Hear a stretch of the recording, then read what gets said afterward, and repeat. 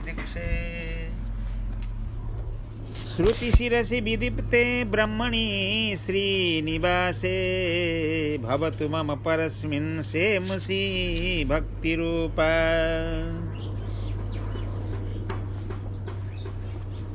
ज्ञानानन्दमयं देवं निर्मलस्फटिकाकृतिम् आधारं सर्वविद्यानां हयग्रीवमुपास्महे यदिपदिपदभृङ्गं कौशिकाब्धिसचन्द्रं षडरिपुमतसक्तं वादिसिंहार्यभक्तं कमलनयनमार्यानन्तवर्यैकशिष्यं सकलबुधवरिष्ठं योगिराजं भजामि।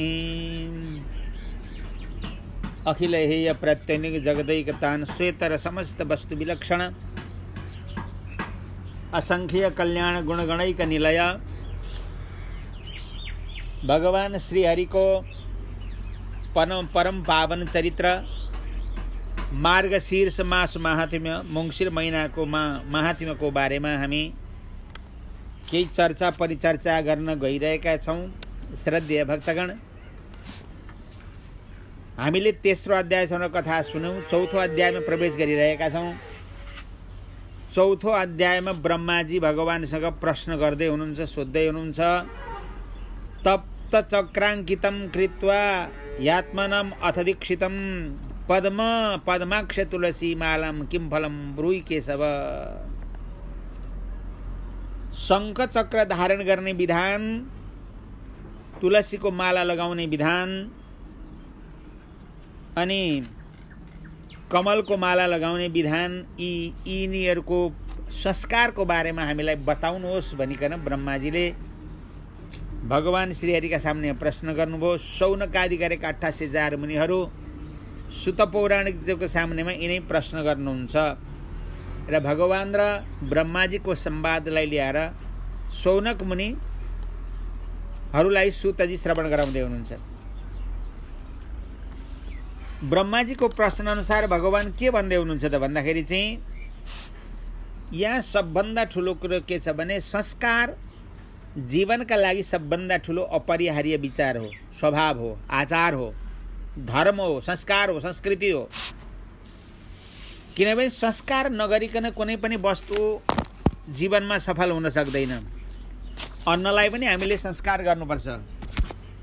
अन्नलाई यसकारण संस्कार गर्नुपर्छ, संस्कार गरेर खाएको अन्न पथ्य हुन्छ, बुद्धिवर्धक हुन्छ, बलवर्धक हुन्छ, ज्ञानवर्धक हुन्छ। संस्कार नगरिकन यदि काँचै अन्न हामीले खायौँ भने त्यो काँचो अन्नले बल वृद्धि पनि हुँदैन, बुद्धि वृद्धि पनि हुँदैन, विचारमा परिवर्तनता पनि आउन सक्दैन। तसर्थ संस्कार सबभन्दा ठुलो गहना हो मानव जातिको लागि। हामीले निवेदन गरिसक्यौँ जसरी इन्द्रियहरूलाई चलाउनका लागि अन्न र जलको आवश्यकता पर्दछ। अन्न जल खाएपछि आँखा देखिन्छन्, कान सुनिन्छन्, गोडा चल्दछन्, हात चल्दछन्, सबै कर्म गर्न सकिन्छ। जसरी त्यस्तै प्रकारले आत्मालाई पनि, आत्माको उन्नति गर्न पनि संस्कार चाहिन्छ। यिनै कुरा यहाँ संस्कारको रूपमा वर्णन गर्दै हुनुहुन्छ। हाम्रो परम्परा अनुसार हामी ऋषि सन्तति हौँ। ऋषिहरूले हिँड्नु भएको बाटो, ऋषिहरूले बताउनु भएको बाटो, ऋषिहरूले अनुमोदन गर्नुभएको बाटोलाई हामीले त्यही बाटामा हिँड्ने प्रयास गर्नुपर्छ र हामीले हाम्रा छोराछोरीलाई पनि त्यस बाटाको जानकारी गराउनुपर्छ। हामी ऋषि सन्तति हौँ, कौडिन्यका सन्तान हौँ, अत्रिका सन्तान हौँ, आत्रेयका सन्तान हौँ, भारद्वाजका सन्तान हौँ, मुद्गलका सन्तान हौँ भनेर आफ्ना आफ्ना ऋषिको परम्परालाई हाम्रा छोराछोरीलाई पनि प्रदान गर्ने काम गर्नुपर्दछ। जसरी भगवानले ब्रह्माजीले आफ्नो पुत्रलाई संस्कारको बारेमा सुनाउँदै हुनुहुन्छ, बताउँदै हुनुहुन्छ, दिँदै हुनुहुन्छ। भगवानसँग सोध्नुभयो ब्रह्माजीले, भगवान भन्दै हुनुहुन्छ तुलसी काष्ठ सम्भूतायो मालम बहते रिज। जुन ब्राह्मण भएर, द्विज भएर, यज्ञोपवीत धारण गर्ने जाति भएर तुलसीको माला जसले लगाउँछ, धात्रीफल भनेको अमलाको पनि माला बनाएर जसले लगाउँदछ, अनि कमलगट्टाको पनि माला जसले बनाउँछ र लगाउँछ भनेदेखि चाहिँ बाहु करेच मर्तस्य देहे यस्य सन्मे समे प्रिय। जसले आफ्ना बाहुमा, हातमा, गलामा, कानमा पनि यदि तुलसीका माला धारण गर्दछ, शिरमा पनि तुलसीका माला धारण गर्दछ, कमलका माला धारण गर्दछ, धात्रीफल भनेको अमलाका दानाका माला पनि धारण गर्दछ भने त्यो कता कता पुण्यात्मा भनेर जानिएको हुन्छ। किनकि तुलसी धारण गरेर अथवा तुलसी भक्षण गरेर बिहान भगवानलाई स्नान गराएर, भगवान शालिग्रामलाई स्नान गराएर तुलसी मिश्रित श्री चरणामृत पान गरेको छ र यदि काहीँ गएर दुर्घटना भएर मृत्यु भइहाल्यो भने पनि पेटमा बसिरहेका तुलसीले अथवा गलामा माला धारण गरेको छ भने पनि गलामा धारण गरेको मालाले यत्र कुत्रापि मृत्युश्चेत, यदि कहीँ गएर पनि मृत्यु हुन्छ भने पनि अवश्यमेव यमराजका दूतले तुलसी काष्ठमालां तु प्रेतराजस्य दूतका दृष्ट्वा नश्यन्ति दूरेण बाताद् भूतं यथा दलम्। तुलसीको माला लगाएको देखेर, तुलसी भक्षण गरेको देखेर यमराजका दूतहरू पनि टाढैबाट भाग्दछन्। तुलसीको मालाले विभूषित भएका व्यक्तिलाई यमलोकतिर लानु हुँदैन भनेर बताएको छ, नरकतिर जानु पर्दैन। पद्माक्ष निमिता भक्त्या फलेर धात्र्या सुपुण्यदा, कमलका गट्टाद्वारा निर्माण गरिएका कमलका माला भए। अनि धात्रीफल भनेको अमलाका दानाका मालाहरू भए। यो मनुष्यलाई प्रयत्नपूर्वक नरकबाट उद्धार गर्ने खालका हुन्छन्। तद ऊर्ध पुण्डम शङ्खाद्येन युक्तस्तुलसी मूलके, हैन, ऊर्धपुण्ड धारण गरेको छ। शङ्खचक्राद्यैहि, शङ्खचक्रले अङ्कन गरेको छ बाहुमूलमा। ब्रह्माजीले सोधिसक्नु तप्त शङ्खचक्राङ्कन धारण गर्ने विधान के हो भनेर पहिले नै प्रश्न गरिसक्नुभयो। त्यसकारणले जसका बाहुमा शङ्खचक्रका चिन्ह छन्, यज्ञ गरेर हे ब्रह्माजी विधिवत चरु हवन गरेर, यज्ञ गरेर, अग्नि संस्कार गरेर, यज्ञ गरेर, चरु हवन गरेर त्यस्ता यज्ञ सम्पन्न गरेका अग्निमा सुनद्वारा अथवा चाँदीद्वारा निर्मित शङ्खचक्रलाई त्यो यज्ञको अग्निमा सन्तपायमान गराएर दाहिने बाहुमूलमा चक्र धारण गर्ने र देब्रे बाहुमूलमा शङ्ख धारण गर्नुपर्दछ। अनि निधारमा सुन्दर ऊर्धपुण्ड लगाउनु पर्दछ। गोपीचन्दन अथवा श्रीरङ्ग क्षेत्रको पवित्र मृत्तिकाद्वारा, माटोद्वारा लगाउनु पर्दछ। जसले यस्ता प्रकारका सद्कर्म सुनाउने गर्दछ भने त्यसको जीवन सफल हुन्छ। प्राणायाम गर्ने अनि उत्तरपट्टि अथवा पूर्वपट्टि फर्केर न्यास गर्ने, करन्यास गर्ने, दिग्न्यास गर्ने, सर्वाङ्ग न्यास गर्ने, यस्ता प्रकारले न्यास करन्यास गर्ने, आचमन इत्यादि गरेर बसेर जप सन्ध्या वन्दन गुरुद्वारा दिएका मन्त्र, हैन, यसरी माने मन्त्र जप्ने, गुरुले दिएको मन्त्र जप्ने, गुरुमा श्रद्धा गर्ने, प्रेम गर्ने।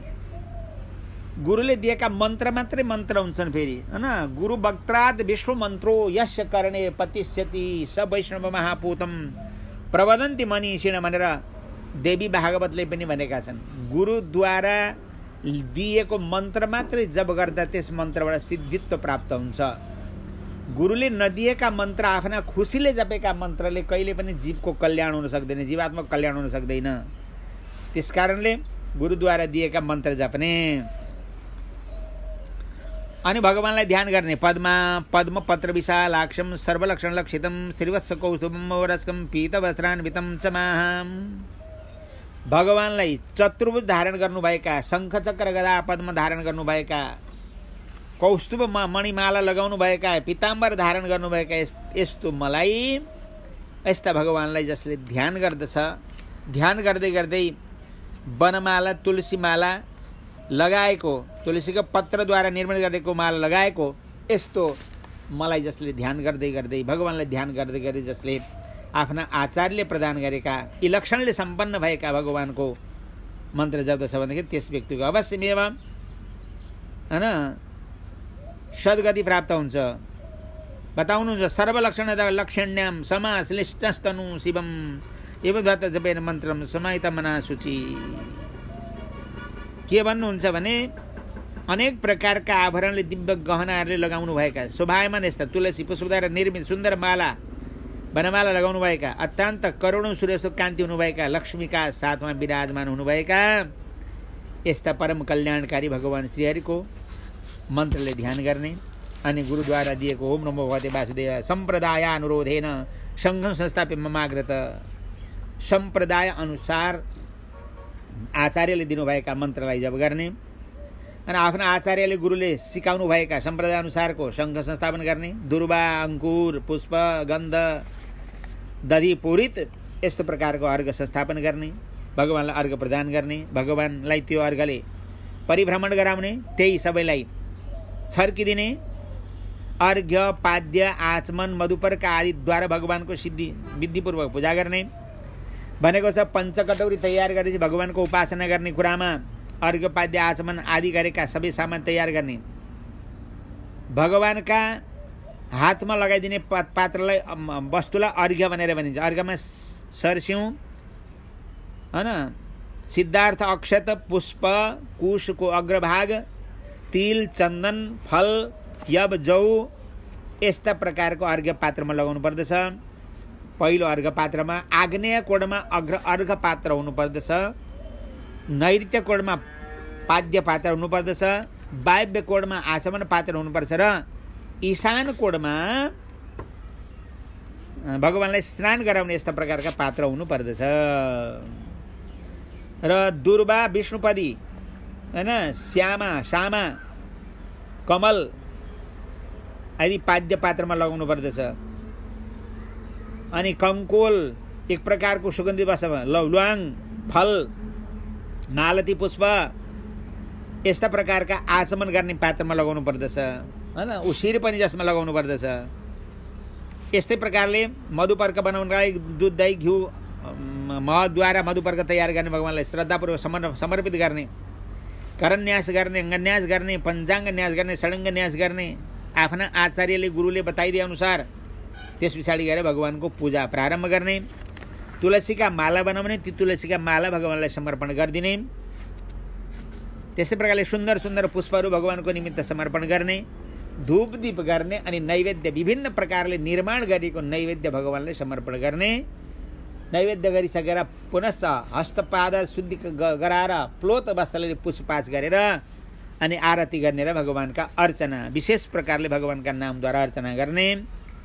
यसरी परिणीयम प्रणम्यथ स्तुत्व स्तुति विराजदात साहित्य पर्यङ्के मङ्गलाघ्यर निवेदित हैन।